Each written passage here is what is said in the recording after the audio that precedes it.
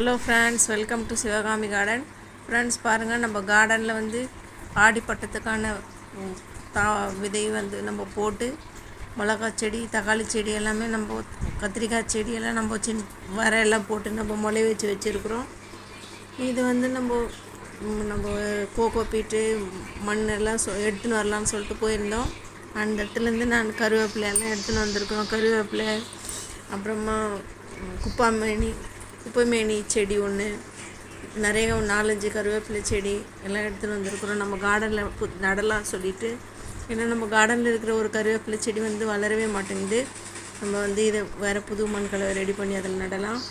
பழைய தொட்டி சின்ன சின்ன இதெல்லாம் நம்ம எடுத்துகிட்டு மாற்றிட்டு முதல்ல நம்ம அந்த கருவேப்பிலை செடிங்களை நடலாம்.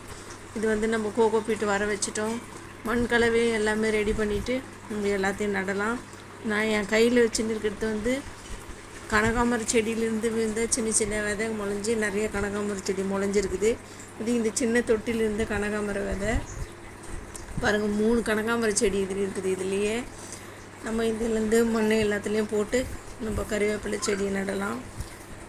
இதில் வந்து நான் மண்புழு உரம்லாம் நான் போட்டு ரெடி பண்ணி வச்சுருக்கிறேன். கோகோ பீட் போட்டு வச்சுருக்கிறேன். இப்போ நம்ம வந்து இது நம்ம எண்ணெய் காய வைக்கிறதுக்காக நம்ம வீடியோவில் காமிச்சிருக்கோம். தேங்காய் வெட்டி பால் எடுத்து ரெடி பண்ணி வச்சுருந்தோம். அதுலேருந்து வெடிக்கட்டின தொக்கு தான் இது நம்ம ஏன் கீழே போகணுன்னு சொல்லிட்டு நான் இதையே செடிக்கு யூஸ் பண்ணலாம் சொல்லிட்டு எடுத்துன்னு வந்திருக்கிறேன்.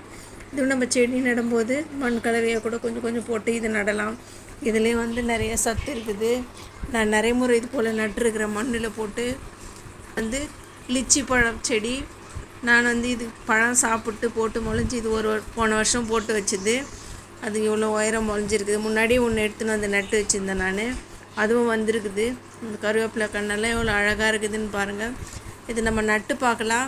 ஆனால் காயிற வெயிலில் இது வருதாயின்னு நான் சொல்லிட்டு பார்க்குறது தான் முக்கியம்.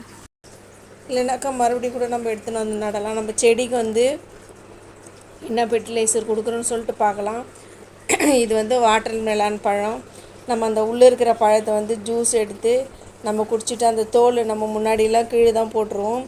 இப்போ இந்த தோலையும் நம்ம மிக்சியில் அரைச்சி அது கூட நம்ம கொஞ்சம் தயிர், வெல்லம் எல்லாம் சேர்த்து வச்சு 3 நாள் 4 நாள் அப்படியே ஊற வச்சுட்டு எடுத்துன்னு வந்து நம்ம செடிக்கு தண்ணியில் மிக்ஸ் பண்ணி கலந்து நம்ம செடிக்கு ஊற்றும் போது நம்ம செடியில் வந்து நிறைய பூவை நம்ம பார்க்கலாம். கனகாமரம் பூ எவ்வளோ பூ வைக்கிது. இப்போ கத்திரிக்காய் செடியிலேயும் நிறைய காயெல்லாம் வந்துருக்குது. நம்ம எல்லா செடிக்குமே ஊற்றுறோம். இந்த பழத்தை வந்து நம்ம ஜூஸ் பண்ணி குடிக்கும்போது நம்ம வயிற்றுக்கு ரொம்ப நல்லது, குளிர்ச்சியாக இருக்குது. பழத்தை ஜூஸ் பண்ணி நம்ம குடிக்கிறோம். இது வந்து நம்ம கார்டனில்